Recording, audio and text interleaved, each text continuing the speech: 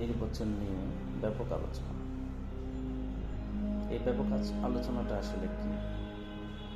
এবার আপনারা বা আমরা সবাই দেখতে পাচ্ছি যে বাংলাদেশের রাজনীতিতে তিনটি দল নির্বাচন করছেন জোরে সোরে। একটা হচ্ছে বিএনপি, জামাত ইসলাম, এনসিপি। তারা সবাই জনগণের সেবা করার জন্য বিভিন্ন ধরনের ফর্মুলা দিয়ে যাচ্ছে, আর জনগণ সেগুলো শুনছে, দেখছে, যাচাই করছে, এবং সেটার প্রতিফলন হবে 12 ফেব্রুয়ারি। এই নির্বাচন নিয়ে এবার জনগণের মধ্যে আশা সঞ্চার হয়েছে।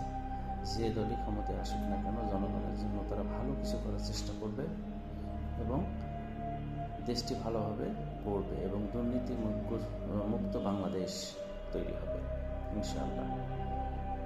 আমরাও আশা করব এই তিনটি দলের মধ্যে যারাই ক্ষমতায় যাক না কেন, যে জোটই ক্ষমতায় যাক না কেন, অবশ্যই দেশকে ভালোভাবে তারা করার চেষ্টা করবে এবং দেশকে সামনের দিকে অনেক দূর এগিয়ে নিয়ে যাবে, শত বাধা বিঘ্ন পেরিয়ে।